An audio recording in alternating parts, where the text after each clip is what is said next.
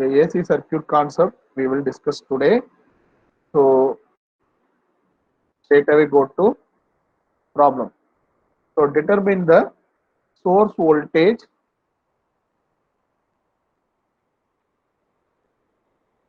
So the voltage across resistance is 70 volt. So the inductive reactance is 20 volt. So they are giving like this. So they are asked for determine the source voltage and phase angle. So for this, first we apply KVL here.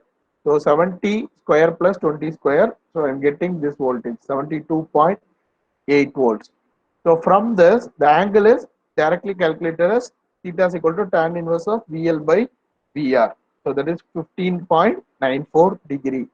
So we know we find that 72.8 at an angle of 15.94 degree. The next one, series RC circuit. So here we are applying the resistance and voltage are in phase for resistance. But in case of capacitors, it is the current is lead by 90 degree. So again we follow the same procedure. So Vs equal to VR plus Vc. Then I am using the same tan theta is equal to Vt divided by Vr. So the relationship is like this. So VR at an angle of 90 degree. So it is lagging. So our resistance is current is in phase, but my voltage is 90 degree out of phase. So that's why it is in the clockwise direction. So minus 90, that's why we take clockwise direction. Okay, so the resultant value is vector sum of VR plus VC. Okay, so next one problem. The problem of series RLC circuit. So the series RLC circuit, they are giving 10 volt at 500 hertz. The resistance is 2 kilo ohm. C is 0.1 microfarad. Okay, the sine wave generator is connected with 500 hertz. So 500 hertz, you should not take it in the kilohertz. They straight away they are giving 500 hertz. They are giving the peak value Vm, but they are mentioning it as RMS value. Then you take it as RMS value. Then you calculate the peak value. So first one, determine the total impedance Z, current, phase angle, capacity voltage, and resistive voltage. The solution is first we need to find the Xc value. So the Xc value is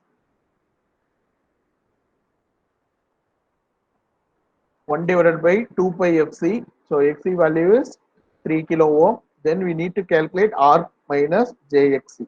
So that Z value is 3760 ohm.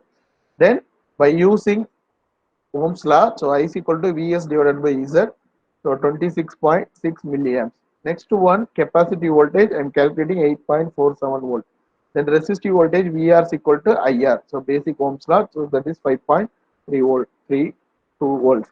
So by summing up, I am getting the total applied voltage. So this is in the rectangular form. I need to convert to polar form. So 10 at an angle of 57.87 volts. So next one, it is same as your RL circuit. So they are giving the voltage. So we need to find the supply voltage. So I am applying the KVL. So Vs equal to square root of VR squared plus Vc squared. So that is 36 volt. So theta is equal to tan inverse of Vc by VR. So tan inverse of 30 by 20. So that is 56.3 degree. Next one, combination of RLC. So in RLC circuit, so this two we are combining. So we are combining RL with RC. So the total value is theta is equal to tan inverse of XL minus XC. So the problem they are giving, R value is 10 ohm, L value is 0.5 Henry, C is 10 microfarad. So first we need to calculate XC, then XL, then Z value. So from the Z value, I am calculating the total Z value. So the Z value is 161.8. Next to one current is 0.3. So theta is equal to tan inverse of here R and R LC. So LC are there. We need to find the difference of XL minus XC. So tan inverse of minus 161.5 divided by 10. So I am getting this angle. So from this, I easily calculate the voltage across the resistor. So VR is equal to IR, then capacitor top. So these are all connected in series. So summing up this, I'm getting the total supply